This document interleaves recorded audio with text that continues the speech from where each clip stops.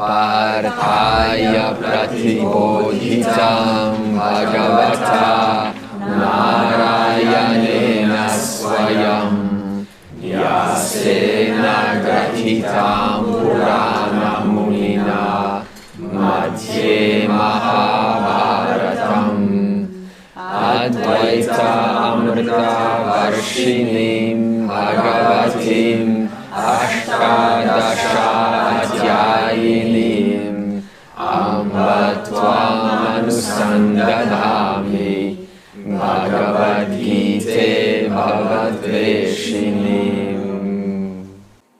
O Mother, Bhagavad Gita, I repeatedly meditate on you, who are indeed the 18 chapters in the middle of the Mahabharata, composed of the ancient sage Vyasa, taught for the benefit of Partha by the Lord Narayana himself, the goddess, the shower of the nectar of Advaita, the enemy of rebirth.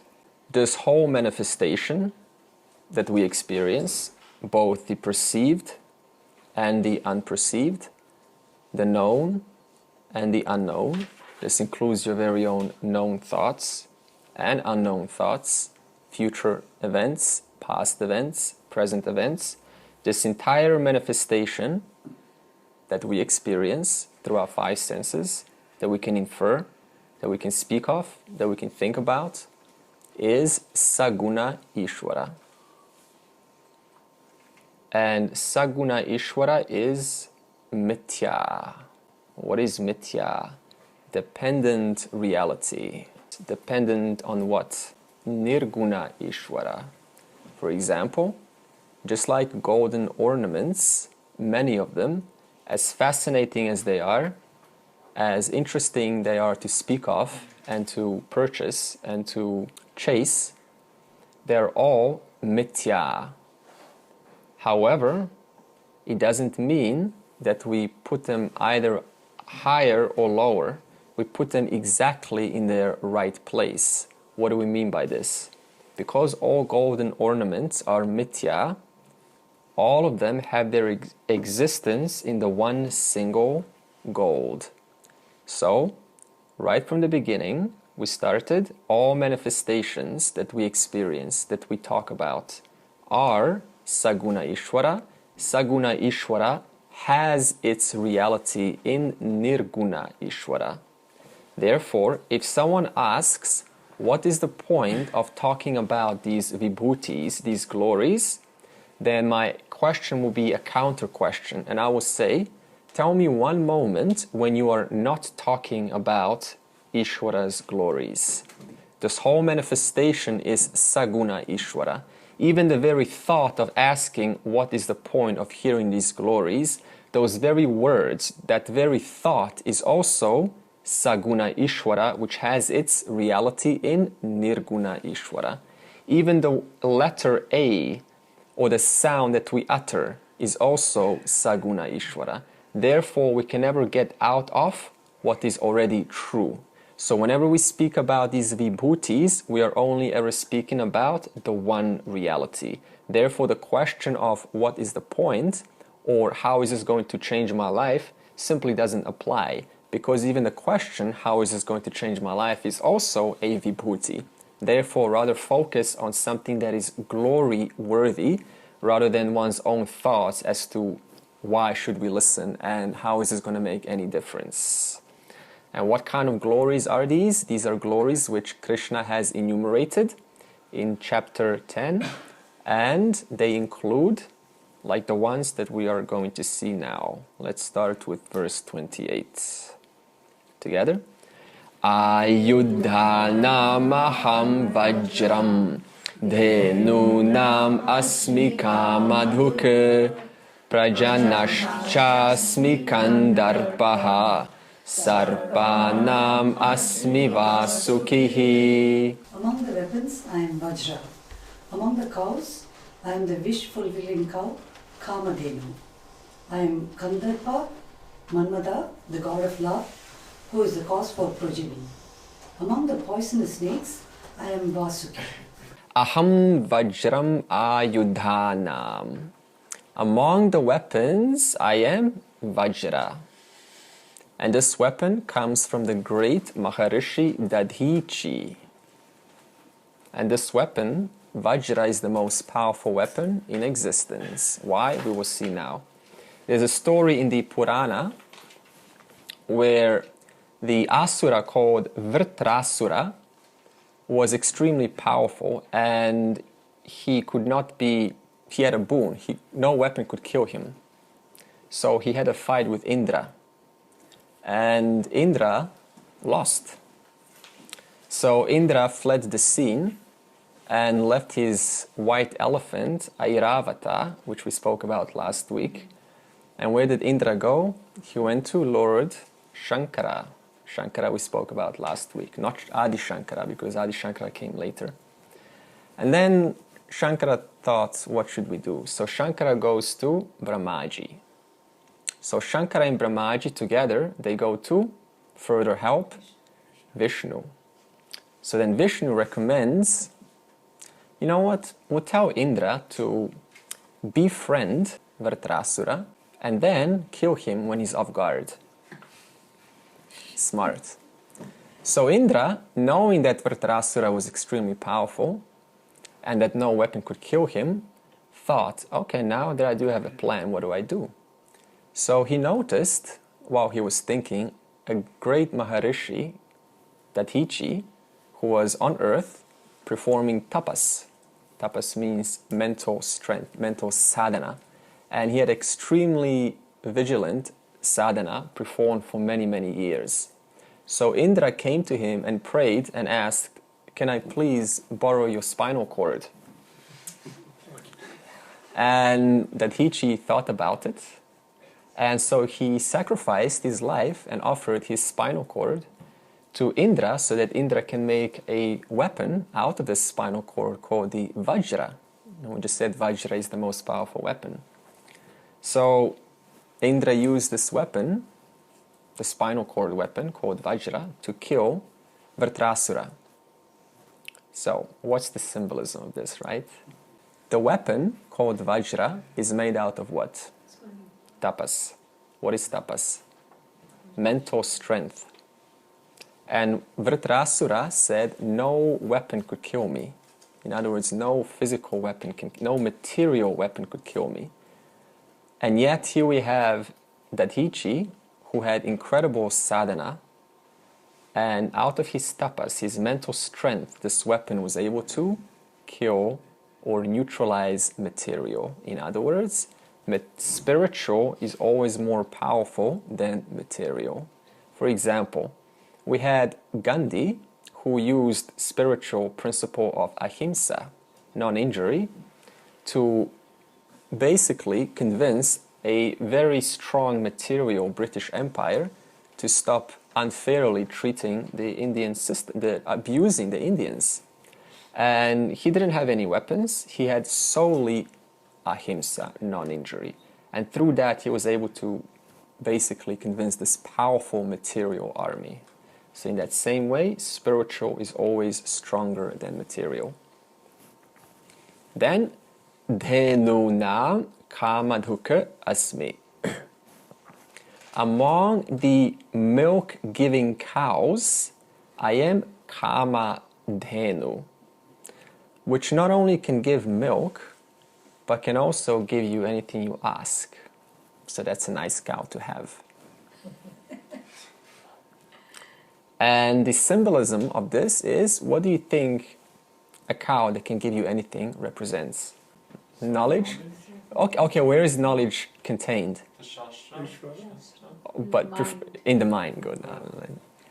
Mathu is always on track. I like your answer. See, it all comes together. So the mind equals kamadhenu cow. The cow which can give you anything if you use it properly. So this cow, which is not only giving you milk, but it can, with persistence, with perseverance, with devotion, with dedication, with strictness, like I shall and nothing shall stop me. Over time, that very mind is able to accomplish many great things. This entire world that we enjoy and that we revel is made out of the one mind. used in different ways, in different perspectives. Everything we see, all of the technology that we use, came from the mind. And this very mind is the very mind that is able to, and the only mind that's able to attain moksha. So therefore, this mind should be used for the highest purpose in life.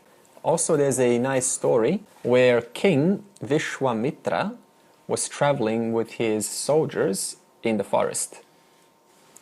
And he encountered a small hut.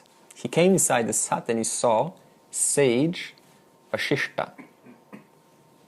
And sage Vashishta was able to feed the king and his entire army. So the king was like, how is this possible? He was able to feed his entire army with what? With the Kamadhenu cow.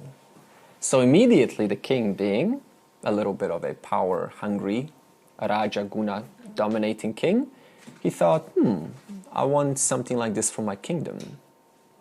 So he said, I want this cow. And Vashishta said, well, this cow will only give you everything if you are a Brahmana. The king was a Kshatriya. And the king thought, well, I'm going to vow to become a Brahmana. However, the cow still did not yield any milk. And the king wondered why. And the reason was because the king vowed to become a Brahmana for the sake of future agenda. He had something he wanted, so therefore it was only a temporary fix. And thus the cow did not yield anything. So then that's when the king realized, I have to indeed drop everything. I have to renounce everything. So true renunciation, we spoke in chapter 5, is mental renunciation. It is not this idea necessarily of physical renunciation, of dropping everything and leaving the world and going to the Himalaya and leaving friends and family. It's got nothing to do with that, because the mind that is going away is still there. So that mind can be treated here as much as it can be treated anywhere else. Thus, King Vishwamitra became a Maharishi himself because he renounced everything. He realized, what's the point of this greediness? So he had Raja Guna, and then he had to let that go. What the lesson is, as long as there is Raja Guna, as long as I have some expectation in the future, as long as I'm learning this to gain something in the future, I'm learning this to maybe, increase my knowledge base in the future, that is presence of Raja Guna. And what happens if that's the case? The cow, Kamadhenu, will not yield what is possible with this human mind. And make sure that it's not about, let me be learning this so that I can get something out of it for myself. There is no myself here. Nothing's apart from you. Everything is you already. Everything's made out of the one same content. We just spoke about it in the beginning, the one gold. So it is as good as one ornament going, okay, how do you call when you embellish something, when you add more detail, when you make it prettier, when you make it more beautiful. Let me use this to make myself more embellished. It doesn't work like that. So all of the desires and all of these selfish background thoughts have to be released. So this means there's no way a person can cheat in Vedanta, because it's just not going to this knowledge is not going to become firm. So they have to start to think, how can I indeed contribute versus how can I take for myself and how can I benefit? In other words, it rebuilds and it reinforces the ahamkara, the very person who tries to build him or herself up. So that's something that we need to look over. Prajanaha cha asmi kandarpaha. I am Kandarpa, the god of love. I am the life-giving passion, the one who causes progeny. Therefore, parents are not the ones who cause children. What causes children? What causes that thought when two people say, let's make a child? It's not parents. Because you can have two couples and they can say, we don't want a child. So what is that first thought to say, let's give life to a new offspring? That's not belonging to, because a parent just is a mind. That is called Kandarpaha, the god of love, the progeny, the principle that makes two beings say, yes, we want to give life to a new offspring. And that is not something that comes for all. So therefore, even that principle right there belongs to Ishvara. Even that is not yours. So remember, these are vibhutis. Everything I'm saying here is Ishvara's glory. Sarpanam Vasukihi Asmi. Among the poisonous snakes, I am Vasuki. Now, who is Vasuki? Well, Vasuki is a snake wrapped around Mount Mandara during the churning of the ocean. It is also a source of great fear. It represents great fear. And Bhagavan says that poisonous snake is also me. Why? Because nothing is apart from me. Nothing is apart from the one cause, which is the truth of the whole universe. Therefore, even fear that we experience about something or someone, never forget, Bhagavan is right there. How? As the very awareness of that fear. The fact that there is awareness of fear, what is Bhagavan? The consciousness principle, Paraprakriti. Therefore, Bhagavan is never away from even from our greatest fears that we want to not confront. And what's the symbolism of Vasuki snake? First of all, we said Vasuki represents the Ahamkara last week. The Ahamkara leads to Karta Bhokta, that means the door. And the door ultimately is going to create either Dukkam or Sukham, suffering or enjoyment. That means every enjoyment has a door behind it. Every suffering has a door behind it, has one who is taking ownership of that enjoyment and that suffering. And that ownership principle is called the Ahamkara. And this kind of doing, this kind of Karta Bhokta, equals samsara. Because the person does something and then they enjoy the result. And then to enjoy the result, you have to continue being the doer, because who's going to enjoy the result? I want to enjoy the result. I'm not going to let you enjoy the result. So this means when I enjoy the result, I am putting out more thoughts into the field as to how to continue enjoying this. Because, if I'm laying on the hammock, then I'm going, life is so good. I want more of this. So in other words, the very enjoyment is making me contemplate how to recreate the scenario in the future, which makes or reinforces the ahamkara, reinforces the doer enjoyer. And also, Vasuki is an ornament of Lord Shiva. Have you noticed the snake around? I think we'll show you now. And you think, why is a snake around Shiva? What does a snake represent? The snake represents, first of all, we said ahamkara. In other words, is Shiva going, you have to destroy your ahamkara? No. Look how relaxed Shiva is, the Lord of the universe. The ahamkara is wrapped around, in other words, he knows how to handle the ahamkara. He's not afraid of it. The ahamkara is, slithering around, and he's just completely relaxed. So the symbolism is just how the poisonous Vasuki snake is an ornament of Lord Shiva, in the same way the poisonous ahamkara is the ornament of a wise person. A wise person doesn't go, let's get rid of my ahamkara. Impossible. Ahamkara is a mechanism used to operate in this world. Therefore, like Shiva, one is able to own ahamkara and see it for what it is, instead of this word, let's destroy it. You're never going to destroy the ahamkara as long as the body is alive. Anantaschasmi naganam varuno yadasamaham pitrnam aryamachasmi yamasain yamatamaham. I am Ananta among the many-headed snakes, Varuna among the gods of water, Aryama among the mains, and among those who enforce discipline, I am Yama. Naganam antaha cha asmi. According to Puranas, there are one-headed snakes and many-headed snakes. In this case, it says, I am Ananta. That means I am the many-headed snakes. And now you're saying, why is snake repeated? We just spoke about a snake in last verse. Well, the last verse, snake is poisonous. The snake in this verse is not poisonous. And Ananta is also called Adishesha. That's another name for it.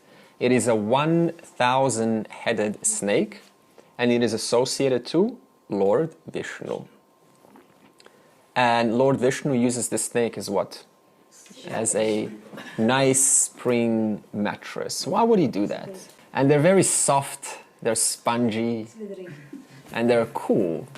So Vishnu uses the snake as a spring mattress, very comfortable. That's one side of it. However, the important part is, what's the symbolism behind the snake? What does a snake represent? Ananta. What does the Ananta snake represent? Unending, yeah, Ananta. So Lord Vishnu, you can see Brahmaji comes out of Lord Vishnu's navel. I spoke about that. And he's resting comfortably. Now, what does Vishnu represent? Ishvara is playing the role, or Ishvara is undergoing the role of a sustainer. Then we call Ishvara Vishnu. It doesn't change who Ishvara or what Ishvara is. It's just to refer to a different principle. So Vishnu is Saguna Ishvara, because we said sustainer. And the snake, Ananta, is Nirguna Ishvara. In other words, Vishnu has its existence in his own Swarupam of Nirguna Brahman. The very Swarupam of Vishnu is Nirguna. Just like all the ornaments have their existence in the gold. Aham Varunaha Yadasam.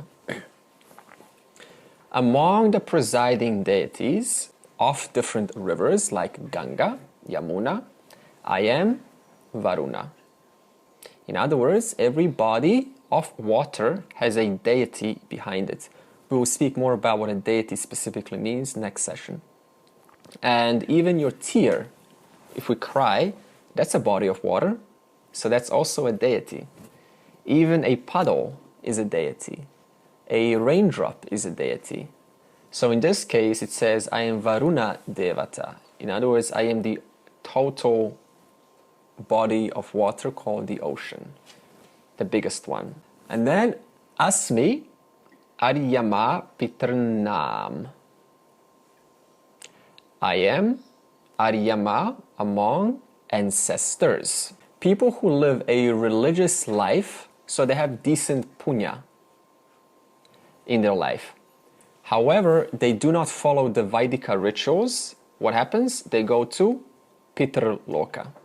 So if even a Christian who thinks they're going to go to heaven just by going to church once a week, forget about it. To go to Svargaloka requires a devoted life of rituals, precisely as prescribed in the scripture pertaining to the person's interest. So these people who generally take care of their family, and they are good, they're working and they're supporting, the best they'll get is Pitraloka. Pitraloka is one loka above Bhurloka. Bhurloka is earth. And Pitraloka is presided over by Pitr Devatas. Now the head of Pitr Devatas is Aryama. And what's the meaning of this? Loka is a world of itself. Every loka is, even the Bhurloka, the earth, is divided into colonies. So what do you mean by that? Tell me this, why does a human being, one of them gets born in a random village in Africa, and there's hardly any food, mosquitoes, diseases, 5 brothers also starving, the father's probably uneducated, mother's uneducated, the water is spoiled, they're in the womb for 9 months. 5 days later, the baby dies. If Ishvara is the Sarva Jnanam, all knowledge, why would Ishvara create a situation whereby a baby gets born and gives sincere, it's a task to carry a child for 9 months, only to die 5 days later. Why would that happen? For the benefit of the parents. Huh? For the benefit of the parents. Past karma. Excellent, 100% correct. In other words, there is no such thing as accidents in this universe. Even the mom herself, who had to bear the child for 9 months, it was also her karma to experience that situation. Even the very child who got only to live 5 days, that was also his punya papa mixture of karma from the last slide. This is what we call sanchita karma. And that sanchita karma turned into prarabdha karma, and it lasted for how long? 5 days only. And then the child ended. Whereas another child on the other side of the world gets born in Queen Elizabeth's family and has all the privileges in the world. Huh? Now, why is this? Why do we have so many colonies, even in the very loka of the earth? Because the person, depending on their mixture of punya, papa, karma, is exactly the environment that they get. That's why we said last time, there is no accident. Everything is beautifully ordained by this system which provides exactly what the person needs to get according to what they deserve. And this is not only true on earth, it is true in all lokas. Chaham yamaha sanyamatam. Among all of those who enforce dharma for the benefit of the society, like the police force, who do good, who sincerely protect the society, I am Lord Yama, the king of death, who I will even take their own life. Nobody escapes me, even those who do good for the others. Prahladaschasmi daityanam kalach kalayatamaham mrganam chamrgendroham vainate yascha pakshrinam. I am Prahlada among the Daityas, the Asuras who are born of Diti. Among things that reckon, I am the time. Among the wild animals, I am the lion. I am Garuda among the birds. Very nice reading. Prahladaha daityanam. I am Prahlada among the Asuras who are born of Diti. So Brahmaji, out of his Sankalpa, created 14 Manasa Putras. Remember in lesson 80 we said Brahmaji created 14 Manus? So Manu and Manasa Putra are synonymous words. Putra means son, Manasa means of the mind. That means Brahmaji created 14 sons from his Sankalpa. He visualized. And yes, I know in the Puranas, some of them say 7, some say 10, some say 21. In the Gita it says 14, so therefore we will stick with 14. Because Gita is considered Shastra, therefore more accurate. Now out of these 14, who was the most prominent? Kashyapa. Kashyapa had 2 wives, Diti and Aditi. Diti is a Rajaguna wife. And children born of Diti are called Asuras. Whoever is born from mother Diti is an Asura. And Asura represents unhealthy mind, unhealthy thoughts, rajasic thoughts, selfish thoughts. That's why the Asuras, we said, are power hungry. And Aditi has to be a Sattva Guna wife. And her children are all Devas or Devatas. That means gods. Devas represents a healthy mind. That means a mind which is empowering. It thinks uplifting thoughts. And the symbolism of this is what? Kashyapa is one, has 2 wives. What's the symbolism? The mind has thoughts of mind. Yeah. Good and bad We are have all good and bad in all of us. Very part of Ishvara. good. Okay, what does Kashyapa represent? Man. Oh, you said it. Mind. Yeah. Mind. And what does Asura and Deva represent? Rajasic and sattvic minds. 2 kinds of vritti thoughts. Vritti, we said, thought modifications. Therefore, depending on how I use the one mind, is the kind of thoughts, either asuric thoughts or Deva thoughts, either rajasic thoughts or selfless sattvic thoughts. Now, knowing that, who is Prahlada? Prahlada is born from Diti, and her children are asuras. Therefore, technically, Prahlada is an asura. And Prahlada was an unusual fella, because we said some time ago that asura can also be Rajaguna and then Sattvaguna and Tamaguna. It's not always Rajaguna, Tamaguna, and Sattvaguna. So in this case, Prahlada was a Rajaguna, Sattvaguna, Tamaguna. So his mind was clear enough to worship Lord Narayana. And he kept saying, Om Namo Narayanaya Namaha, Om Namo Narayanaya Namaha. And his father, Hiranyakashipu, was a mixture between Rakshasa and Asura, more like a Rakshasa, because Hiranyakashipu refused to allow anyone to call Lord except him. That means everyone's supposed to say, Om Namo Hiranyakashipu Namaha. If you don't say my name, you are gone. In other words, a very power-hungry king. And Prahlada refused. He kept saying, Om Namo Narayanaya Namaha, no matter what. So one day the father, Hiranyakashipu, he says, hey, so where is your Lord Narayana? Is he in this pillar? Yes, he's also there. And what does the father do? He hits the pillar and it breaks open. What happens? Lord Vishnu comes out. Now, before we move on, Hiranyakashipu also had a boon, a very interesting one. No human being could kill him, number one. He could not be killed during day and night. That's hard, right? He couldn't be killed inside or outside. Okay?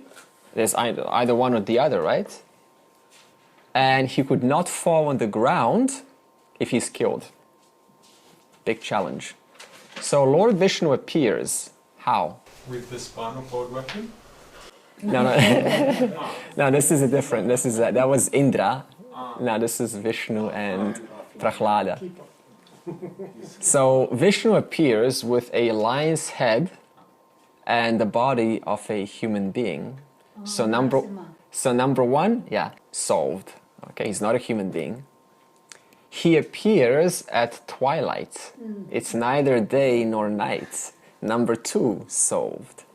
He appears between the inside and the outside, kind of like being between the two, the edge of the door and outside.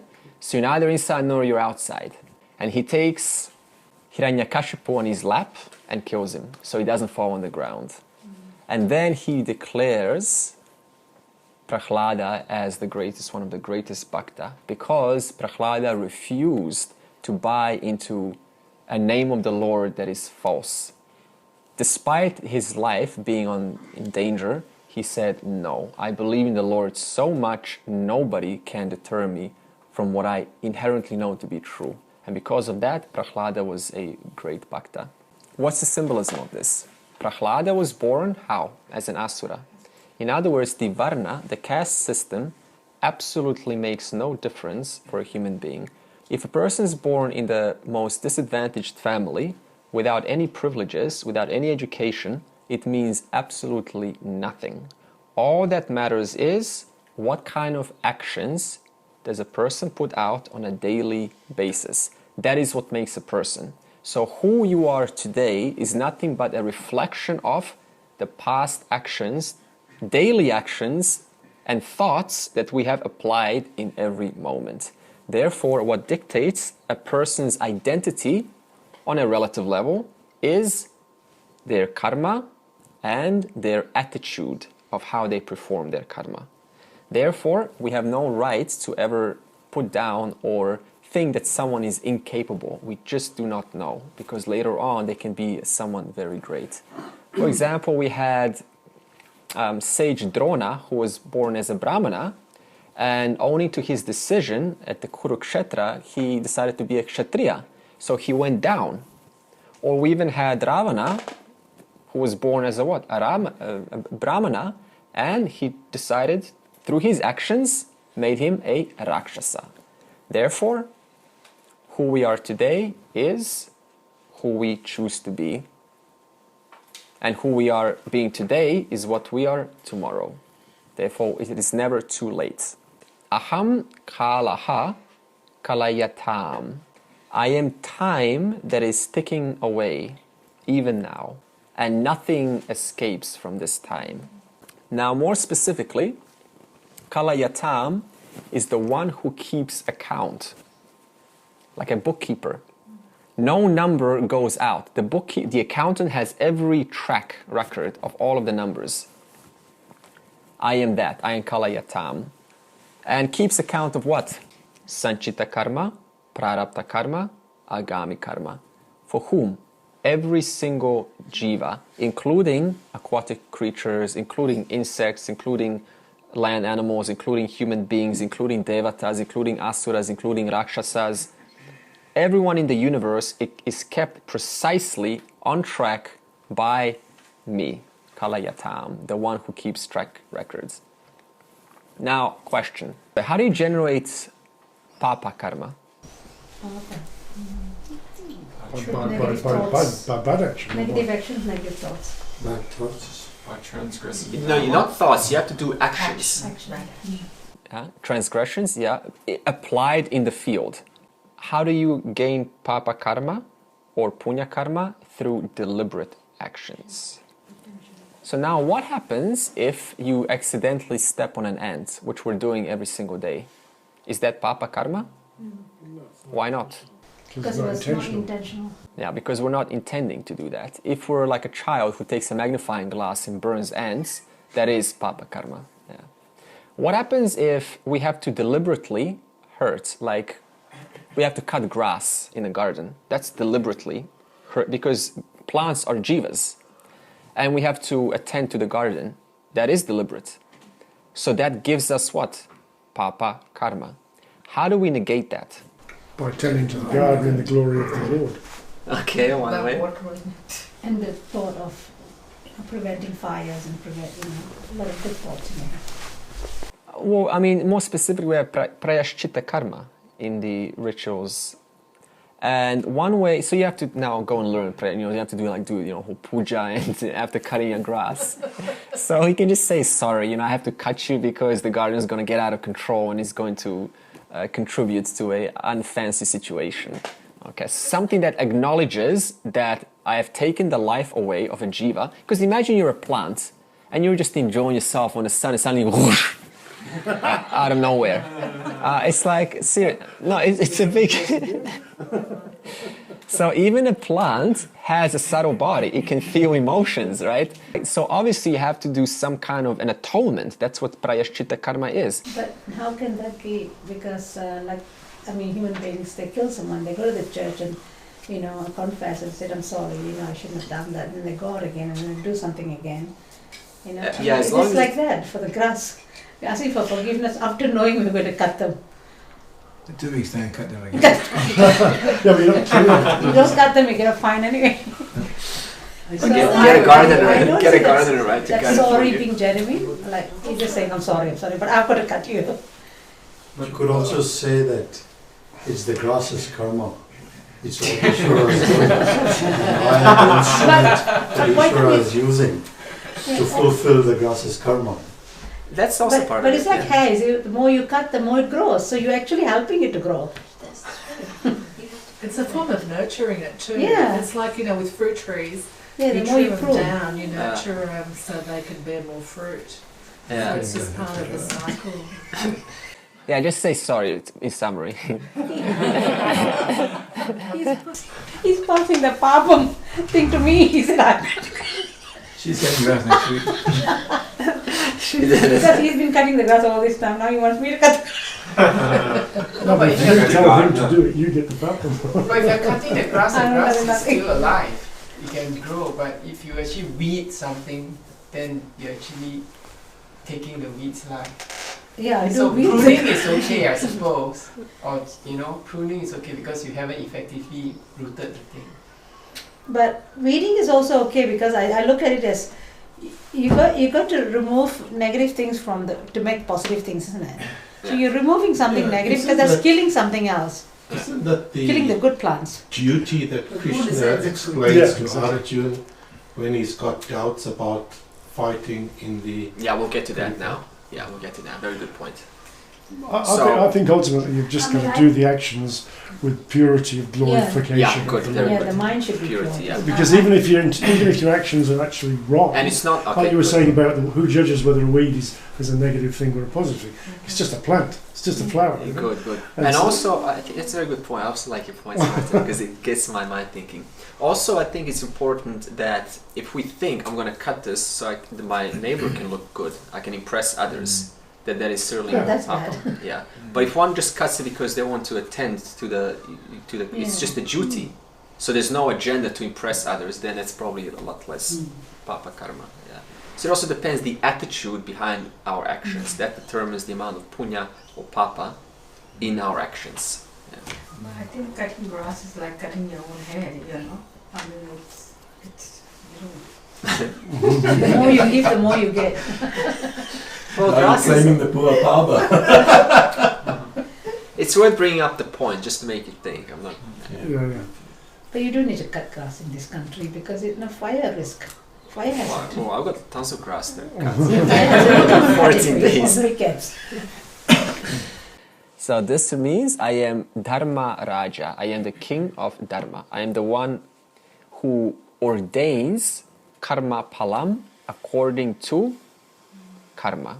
What is karma? Law of justice. That means you will not escape me. You will be accountable according to the quality of actions you have put out into the field. That's why the intention behind every action is crucial. It's not necessarily the action of cutting the grass, but what is the intention behind? That's what matters.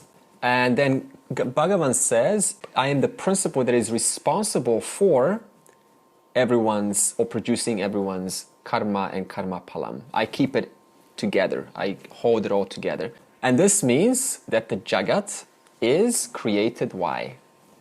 To help all jivas exhaust their punya, papa, karma. Everyone that's born, including us here, is born to continue exhausting karma that was unfinished in last life.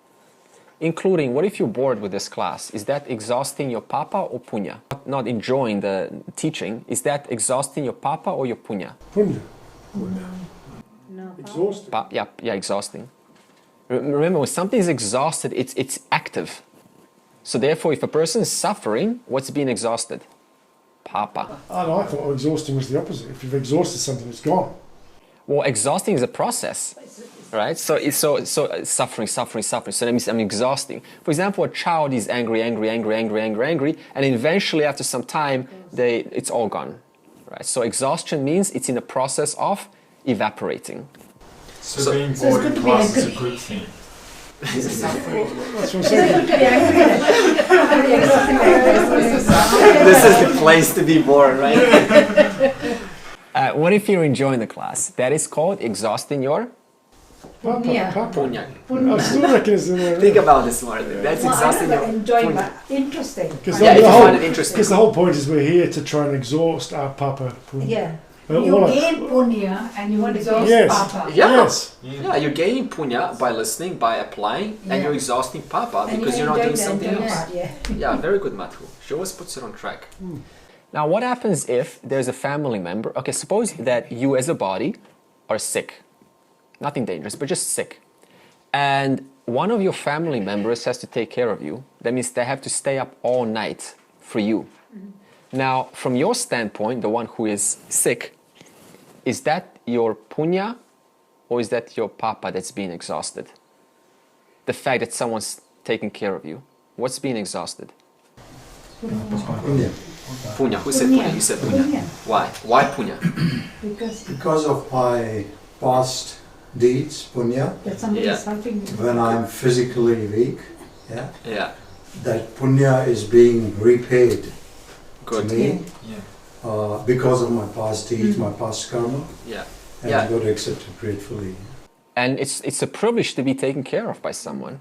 Not everyone gets to have that privilege. So in other words, the fact that some family member is taking care of me, staying up all night, I'm exhausting my punya. That means I've done something in the past that is good and it's being repaid now.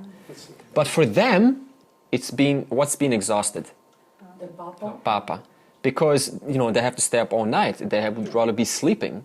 So the point of this conversation is everything in this universe is perfectly ordained by Dharma Raja, the one who ordains karma for every single jiva at every single moment of time. There's no such thing as accidents in this world.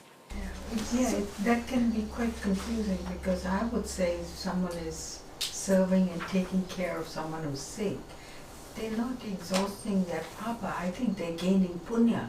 Same thing. They're exhausting good, papa, yeah. gaining the punya. Yeah, But They're exhausting it. It's kind of the same thing. It's two sides of the coin. It's two-sided. It's two-sided, So good. it's very, you've got to watch how you think. And So they're exhausting, in a sense, they're exhausting their past papa, the bank account. and they're Yeah. compensating for it punya. by building Gaining some the punya. punya. which is Good. what you And said. also, suppose that I don't want to take care because I've got things that I want to do, but I have to. Then it's exhausting papa. But if I want to gladly do it because it's my family member, then it is certainly punya. And the attitude makes a difference there, right? If they're doing it with gritted teeth and anger, then in a sense they're not building that up person is punya. On the other hand, they're exhausting papa. That's Yeah, But it's not in the simple. How do you know you're exhausting punya? You want to be there. Okay, it's like this is right.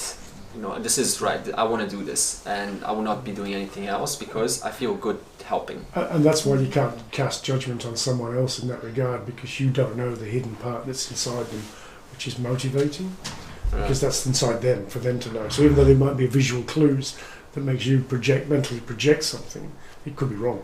Yeah, that's true. Yeah, so it's hard but you to. could say that if you're being there, gritted teeth, you're suffering more. So No, in You that are, sense, you're still paying for your papa, and at the same time not building up punya. punya, okay. Because you're not, if you approach Giving it it freely, healthy, yeah, if you yeah. give it freely and say, look, I Yeah. want to help, Okay. and this is my papa, I got to go it with an open mind, Hmm. it's just going to pass away, then you're building up punya. Okay. The point of this is, it is not to necessarily now see what's papa, what's punya, but to appreciate that this system, this intelligence called nimitta karanam, the efficient cause, is able to hold all of this together and apply the perfect at the right time to the right jiva in the right moment, at the right time, in the right place. And we as human beings, we cannot even keep track of what? Our own to-dos. We give to-dos to, like a mobile device. And this nimitta karanam, all knowledge, sarva jnanam, keeps track of everyone's from the beginningless beginning to the endless end. Yeah, so you can start to appreciate how glorious this intelligence is, this sarva jnanam or nimitta karanam. That's the point. Because the point is to appreciate the vibhuti of Ishvara. Mrganam vainateyaha pakshinam. Among the birds, I am Garuda. Okay.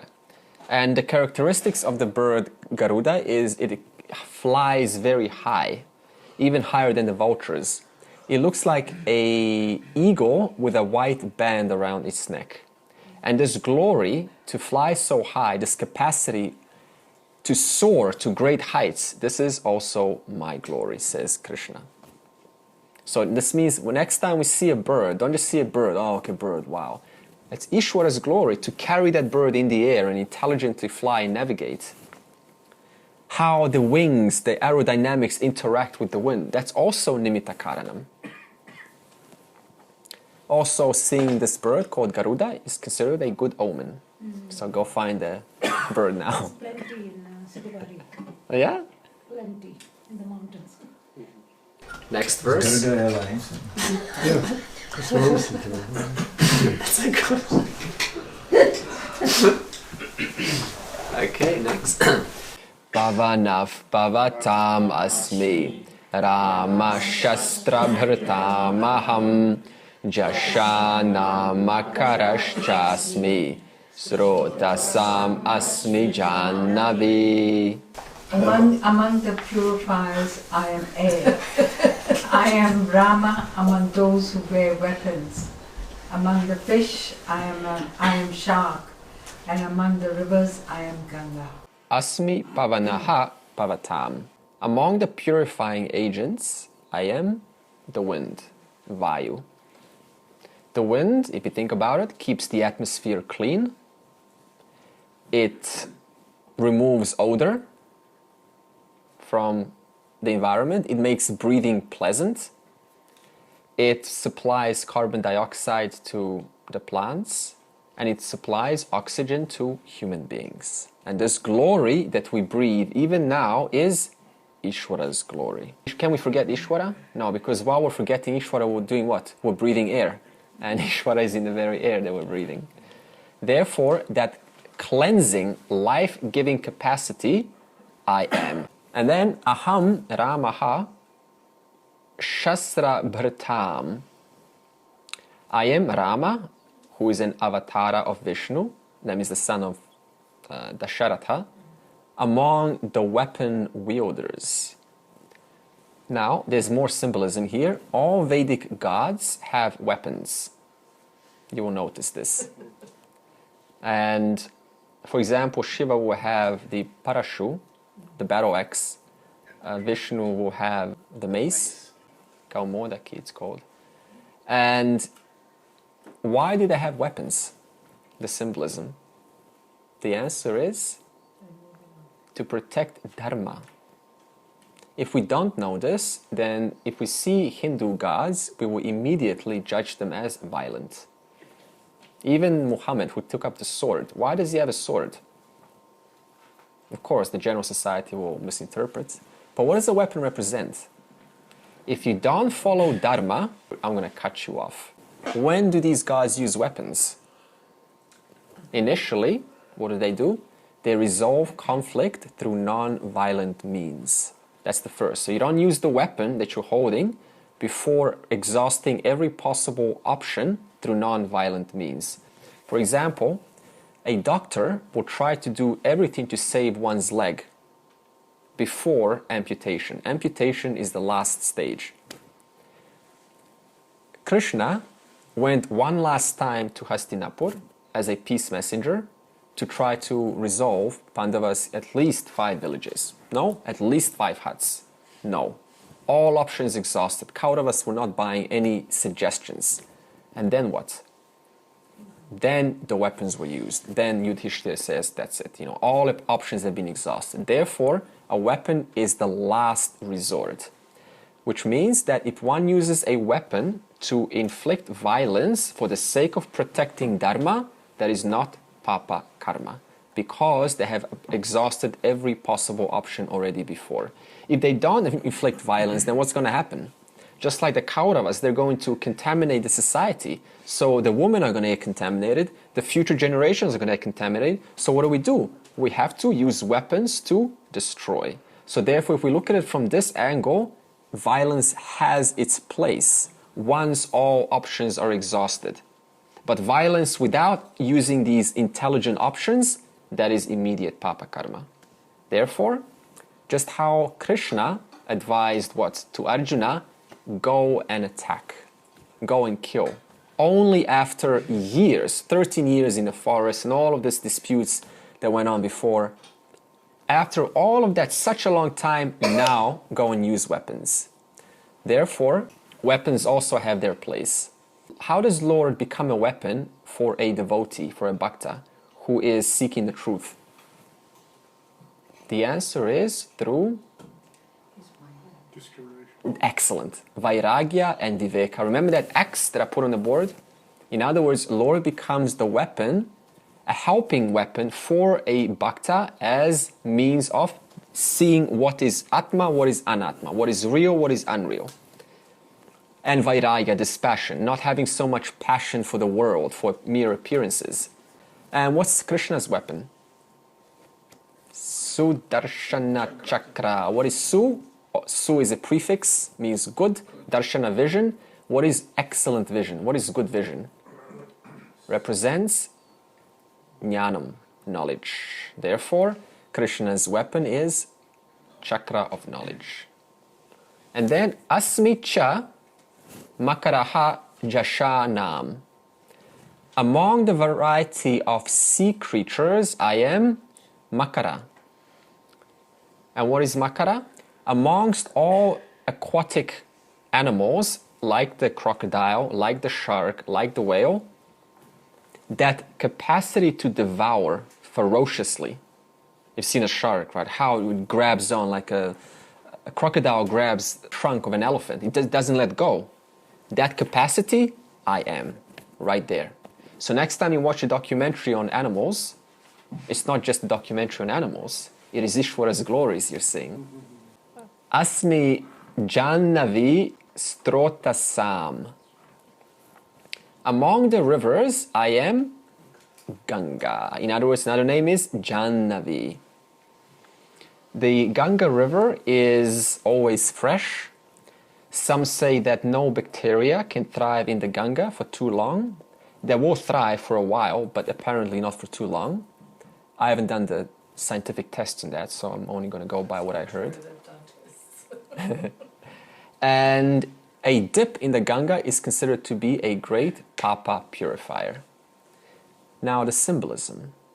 The Ganga symbolizes what? Brahma Vidya. That means self-knowledge. Why? Let's compare. Comparing Ganga and Brahma Vidya. You can put two columns now. Column 1, Ganga. Column 2, Brahma Vidya. First of all, Ganga comes out of what? If you know the story. Lord Shiva's head. Vidya. Brahma Vidya is self-knowledge. Where does that come from? Lord Shiva's head. That's why when we chant Sada Shiva Samarambham Shankaracharya Madhyamam, in other words, from the first guru, Shiva, down to the middle, Shankara, etc.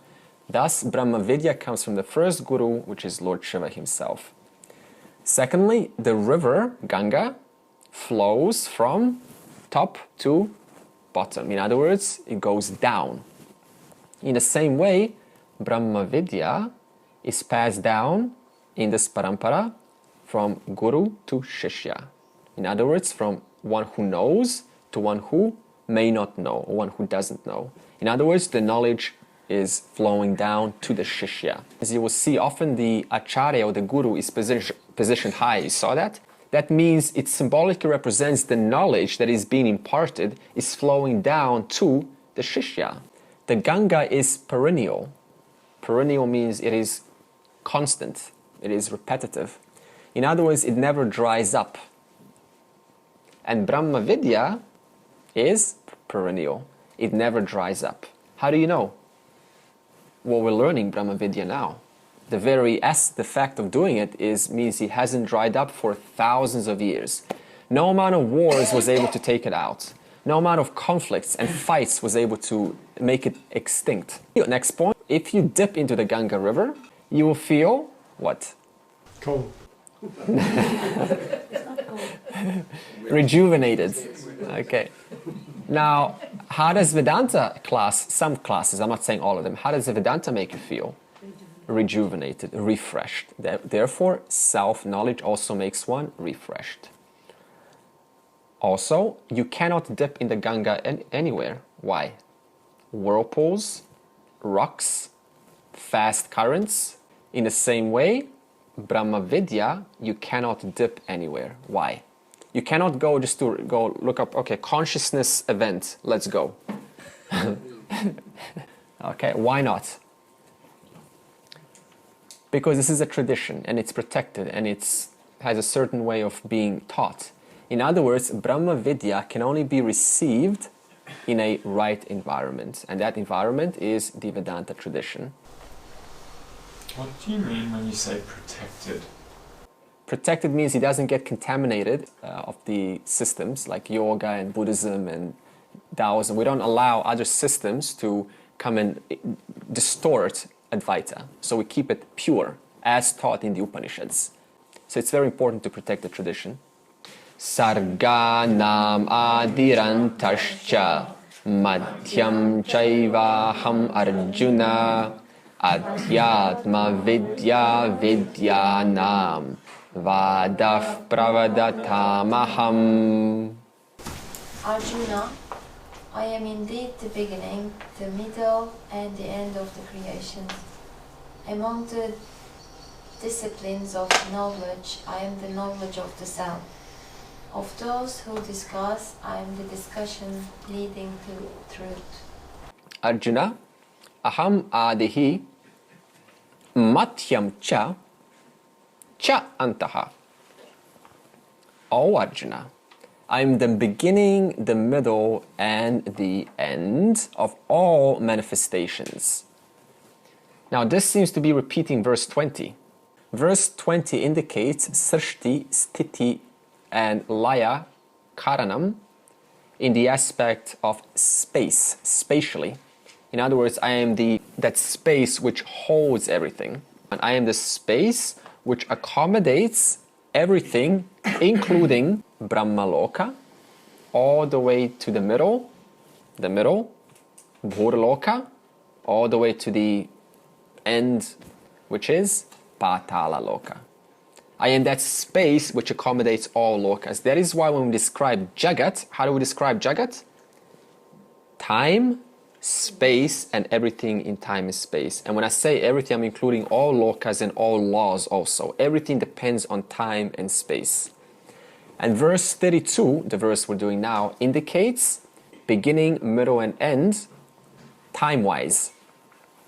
Meaning, I am available before sankalpa. Sankalpa means before an intention takes place. Isn't that true? Before we do something, there's no thought, and then suddenly there's a thought. So I am there before a thought takes place. I am there while the sankalpa is turned into kriya. Kriya means what? Process of doing. So I am there upholding the very possibility of this kriya, of this process of doing a technique or doing a certain anything that implies effort. I am also there sustaining the karma palam. In other words, whenever we enjoy ourselves, what do? Oh, I'm enjoying myself. This is so worth it, isn't it? I am sustaining that possibility. Because of me, you get to enjoy yourself because I am time. Therefore, never forget me, Bhagavan, while you're enjoying yourself. That's why we can never forget Bhagavan no matter what we're doing. Even if we discover something and we go, wow, this is so great. That lasts for how long? 10 seconds. I was there sustaining that moment. Then Adhyatma Vidya Vidyanam. Among various disciplines of knowledge, I am Atma Vidya. Atma Vidya, another name, Paravidya. Another name, Brahma Vidya. Another name, Atma Jnanam, self-knowledge. Among all of the disciplines of knowledge that are possible, I am the greatest knowledge called Atma Vidya. And what does this knowledge do? It reveals the eternal nature of oneself, who one really is. Knowing which, everything at once becomes known. Just like knowing the one gold, I immediately know about all ornaments. Therefore, I don't have to investigate my whole life and go get certificates at university investigating how a ring works, how a bracelet works, how a necklace works. I just have to know the one essence that pervades the entire universe. Thus, I am that knowledge which reveals that one essence. And what does this vidya do, this highest knowledge? It immediately releases one from sense of limitation. What kind of limitation? Physical, for example. How is physical limitation expressed in this world? Physical limitation means I am physically limited to just this person. Being born. How is it expressed? If someone's I is identified with the physical body, how is that expressed in behavior? See, it's me and you. I'm different. Frustration. Yeah. So there's a separation, yeah? Separation. In other words, everything becomes about objects. Everything becomes about hoarding or accumulating objects and taking other objects out of my life. So this means if a person has a tendency to hoard, to accumulate, to keep buying, and just has this need to have something in their life, that is most likely I am associated with the physical body. That means one has experiencing a physical limitation. How is an emotional limitation expressed? Desires? Love and hate. Yeah, good. It's both accurate. Yeah, selfishness, it's Selfishness, yeah. What do we all seek ultimately, silently? It's a silent seeking that we never acknowledge. love. Love, excellent. In other words, I don't feel loved enough. I'm not acknowledged. I don't feel like I belong. I feel ignored. And even if I'm loved, I don't feel loved enough. There's always more love possible. Always looking for more acknowledgement, more, look at me, I'm important. I make a difference. So always looking for this from society, from spouse, from children, from friends, from movies, from all sorts of entertainments, to feel this sense of fullness, like I am emotionally complete. That is called emotional limitation. What does Atma Vidya do? Releases one from emotional limitation also. How is intellectual limitation expressed? Thirst for information. Yeah, good. In other words, the more I know, the more frustrated I get because I discover how little I know. So then how do I compensate with that? I go and learn more. In other words, the person gets into a loop. They learn about these great, fascinating things and they go, wow, but I don't know. Now I have to find this out. And they find this out. And now, when they do, they discover quickly it's related to some different keyword and also want to investigate a different niche. And there's this infinite niches to investigate. So the person has this constant need to read, to learn, to know everything. This is an intellectual limitation. If Brahma Vidya is truly working and the person is truly applying this in their life, physical limitation, they will stop hoarding, stop buying. They will get rid of things spontaneously. They will not have this need to be acknowledged, to be liked by people. To be, oh, they got, all the friends there, I got no friends. This comparison leaves. And all of this need to know things, this sense of importance that I need to be someone important, to know something, that also leaves. So all these three genuinely leave. That's how a person knows Brahma Vidya is working 100%. Whereas other knowledges, including science, biology, zoology, painting, computers, electricity. I used to watch this great guy, I'm not going to say his name, on TV, had his cooking show. The women love him. And he knows everything about cooking. All your life you spend on cooking. This is called Anatma Vidya. And it leads to what? Continued ignorance, continued samsara. Now, how is self-knowledge superior? Adhyatma Vidya. Chapter 9 calls it Raja Vidya, the king of knowledge. Why? Because Atma is the only reality. Everything else is mithya. Therefore, in the Katha Upanishad, Shankara says, material knowledge is as good as ignorance. This means you can know all of the knowledge in this world, and all of it is only as good as any other ignorant person who doesn't know the true nature of the self. And Newton said very nicely, Isaac Newton, he said, when I was a youth, I used to be playing on the seashore with a few pebbles. And now in my last years of life, I am on the seashore playing with a few pebbles after hundreds of discoveries. You know Newton, who made so many discoveries. After all of that, I'm still on the seashore playing with just a few pebbles. And the ocean lies undiscovered. And the ocean also lies undiscovered. In fact, even Narada, in chapter 7 Chandogya Upanishad, he approached Sanat Kumara and said, I have mastered 84 branches of knowledge in one kalpa. We're talking 4.32 billion years. Narada had time to master 84 branches of knowledge, which includes the knowledge of the entire universe. And he goes with all of that knowledge to Sanat Kumara and he says, you know what? Despite knowing all this, my mind is still not at peace. Help me. And we're talking 4.32 billion years of time to study. Never mind 50 years of little bit of learning here and there. So no amount of learning or knowing is ever going to fulfill the person, except Raja Vidya, the king of knowledge. And that is why Sanat Kumara taught Narada self-knowledge, and then Narada was finally able to say, now my mind is at peace. What kind of knowledge? The same knowledge we're learning in class. Therefore, we don't need to go anywhere other than what's already available in Vedanta. And it's also the rarest knowledge.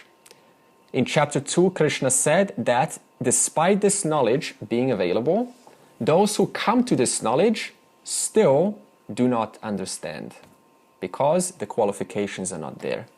Therefore, or it gets interpreted in the wrong way. Therefore, the person starts living in this, enlightened bubble.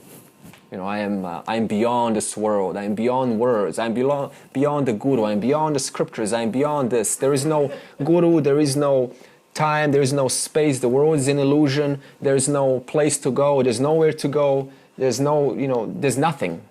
All of these things are just bubbles created by the person's ideas, misinterpretations. Aham vadaha pravadatam. I am constructive discussion which leads to truth of the matter. What do we mean by this? Whenever a conversation takes place, it has 4 frameworks, and nobody gets out of these 4 frameworks. The first framework, which goes from the highest possible communication to the lowest possible communication, is samvada.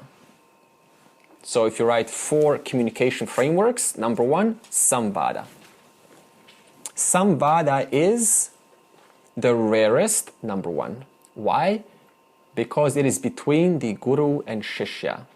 And it only leads to one single result, aparoksha jnanam, direct knowledge. In other words, in samvada, there is a mutual silent agreement that the guru will expound the knowledge, atma vidya, and the shishya will or is willing to change one's perception according to or in line with what is being expounded by the guru. And when this knowledge takes place, then the shishya just silently thanks the guru and either continues their life or they can teach it themselves. It is also the hardest because in samvada, usually it is the acharya who's speaking and the other one who's listening, because this involves the person to put their ahamkara away. Their sense of, I know, I am smarter, I've done more, I know so much better. This is very hard to do that. Sometimes people just get triggered, like I can't listen to this. I feel, I don't feel very well. I feel like I'm lower. So it takes a lot of qualifications for samvada to take place. The next one, which is what is being referred here, is vada. So the first one is samvada, the highest level. Next one is vada, long A, vada. Vada is when 2 or more people are in rapport. So there is connection. And their conversation revolves around arriving at the truth around a certain topic. They want to resolve something. So they're mutually agreeing together. They're cooperating in agreement. There may be some discussions here and there, some tension, but they're both there to say, let's arrive to the truth and let's solve the problem. In other words, they're putting their own stuff aside, their hamkara, and they're just interested in providing a resolution. And what does this do? What's the result of vada? It builds relationships. It improves the effectiveness of listening and speaking. You can either be a listener or a speaker. It doesn't matter. If you just like to listen, you're still listening. Why? Because you're interested in hearing what is being said. That means you also have a sincere interest of arriving to the truth. So when we do group work at the end of the class, sometimes that's called vada. That means people are in rapport and they want to solve something. Now, the destructive ones. Number 3, jalpa. Jalpa. Jalpa. One conversation between 2 belief systems. I am absolutely right, absolutely correct, and you are hopelessly wrong. That's Jalpa. And not only that, but I'm going to use deception and manipulation to show how you are wrong. I'm going to use covert tactics to demonstrate how your way of seeing the world is incorrect. And I'm also going to use manipulation to try to persuade you that my way is right and your way is wrong. That's called Jalpa. What's the purpose of Jalpa? Win the argument, full stop. Next one is Vitanda. This is the most destructive. Why? Because it is a personality clash. Zero rapport. This means no matter what the other says, even if they're correct, they're still incorrect because I don't like you. No matter what you say or how good you are at what you do, you can be the best master in your field, you're still wrong. Because my interest is not to acknowledge you, my interest is to demolish you. It leads to reinforcement of one's ahamkara, of one's sense of identity. And neither have any view. They're not interested in showing their views. They're just interested in demolishing each other. So therefore, if one ever encounters the last two, there's no chance of recovery. Just leave. Only stick in Vada. And Vada happens between those who have connection or something that is in common. The other two are way too hard to recover and it's just not worth the time because the person's not interested. I believe something and I'm not going to let you persuade me because I want to persuade you too. So the last two equals ahamkara, involvement. The first two equals I am. I am the discussion leading to the truth. Akshara namakarosmi dvandva samasikasya cha aham eva kshayah kalaha dhataham vishwato mukhaha. Yes, Del? Among the letters, I am it. I am the A. Sorry. It's okay, thank you. And I am the dvandva among the compounds. I am indeed the perennially eternal time. Yeah. I am the giver of karma phala, who is all pervasive. Dhanyavada. Asmi akaraha aksharanam. I am the letter A, not A in English, but A. I am the letter A among letters. A is the most fundamental letter of all. Why? Because the moment you open your mouth, air passes through. And the sound A is generated effortlessly. You don't have to do anything, just ah. It's just so natural. And this is a fact in all languages. I am that letter. For example, when you yawn, you know, do you go like, God is doing that?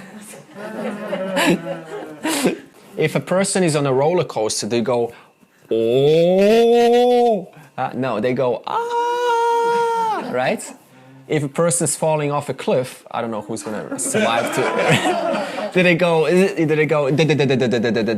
right? No, they go, ah. Suppose a woman is in labor, pain. Does she go, grrr? No. Why? Because it's so much effort to produce any sound other than the most natural sound, natural letter called A. Yes. And this means that all other letters require effort and A alone is the one that is most natural. Just like dough. You take one dough, one A, and out of this dough you generate so many different possible shapes. In the same way, A is shaped according to how your throat is contracted or expanded, where the tongue is, how close the lips are, and how wide open the mouth is. And all that's happening is, throughout the entire time, the A is flowing through. Even right now, while I'm talking, all that's happening is the same A is flowing through. But why are you hearing sounds? Because I'm moving my mouth, moving my lips, and making contractions and expansions to the throat. Or like a flute. If you play a flute, very beautiful. But what's happening in a flute? The one same wind is passing through. And by modifying the flute, it makes these wonderful sounds. In other words, the flute, what is behind those sounds? The one same principle, that one same A. Therefore, A is upadana karanam of all letters. That means the material cause of all letters.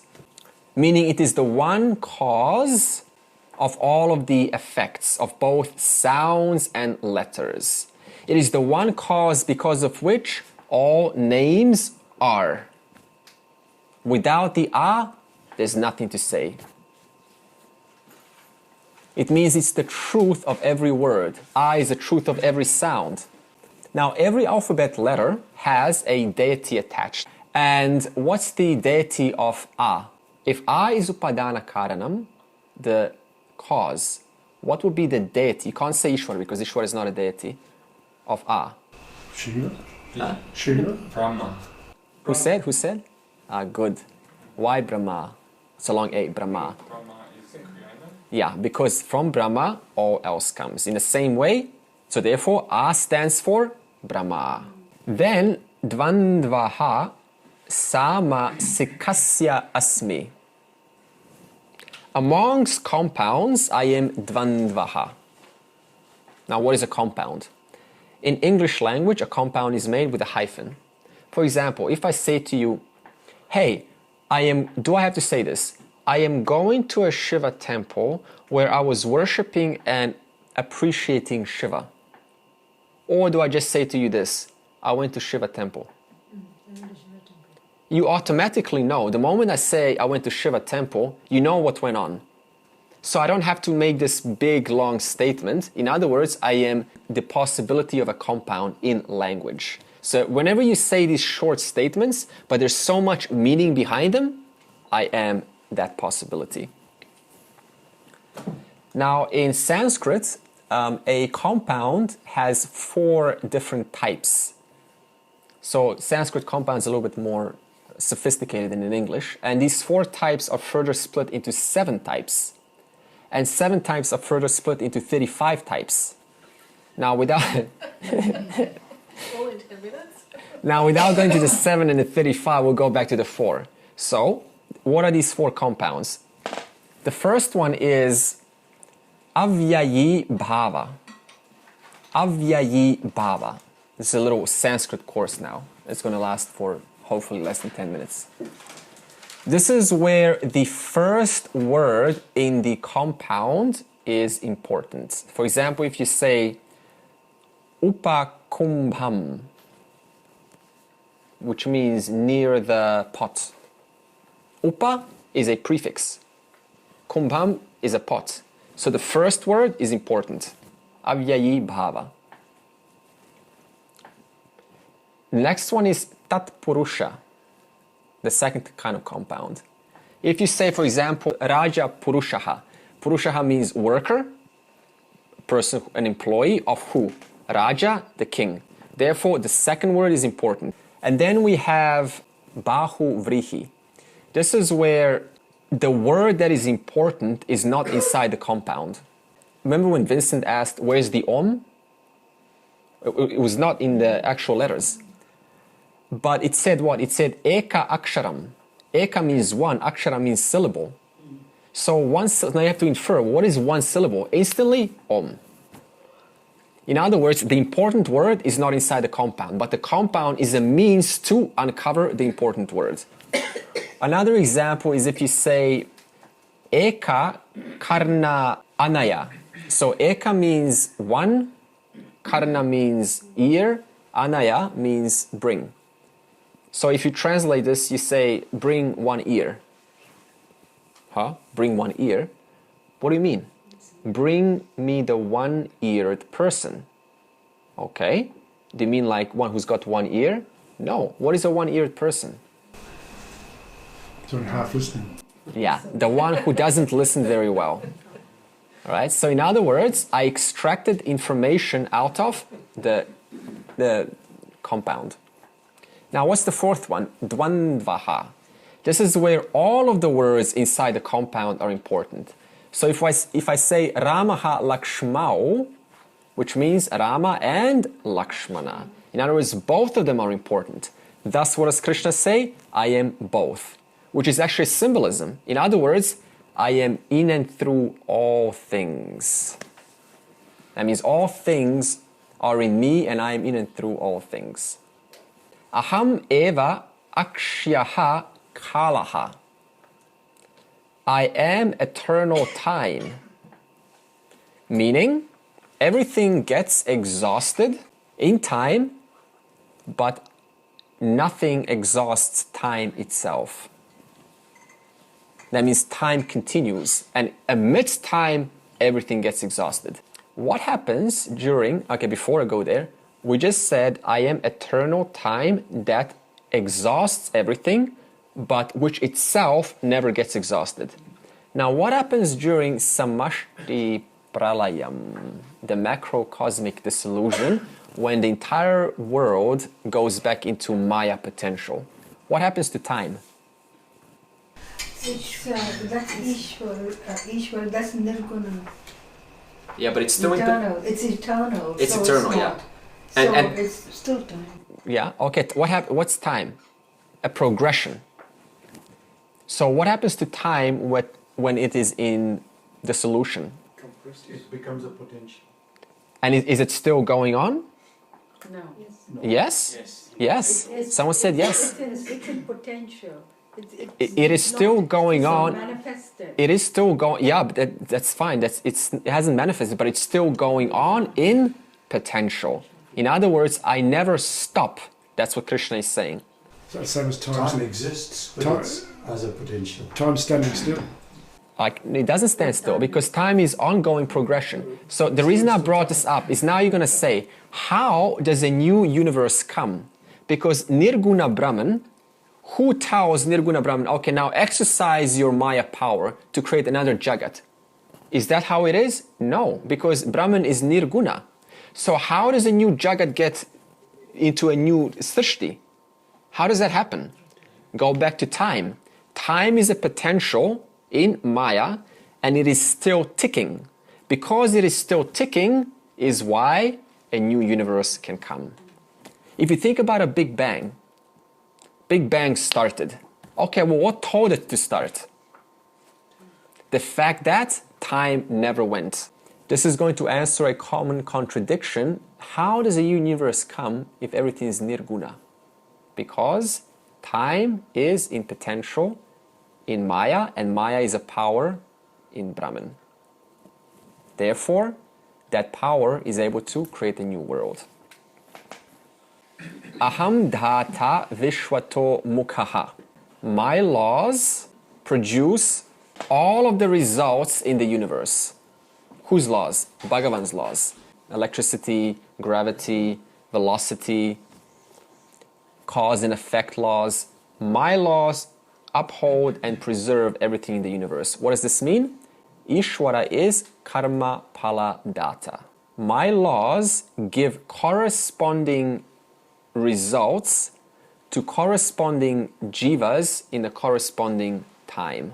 That means we all depend on, from a standpoint of jivas, on these laws. And how do I do this? Vishwato mukhaha. I face all 10 directions. What does this symbolize? It means I watch everything. I watch everyone. Nobody ever escapes my sight. I am the account keeper of all karmas. I am facing all 10 directions, looking, tracking everything that you do, every thought that you express, I track.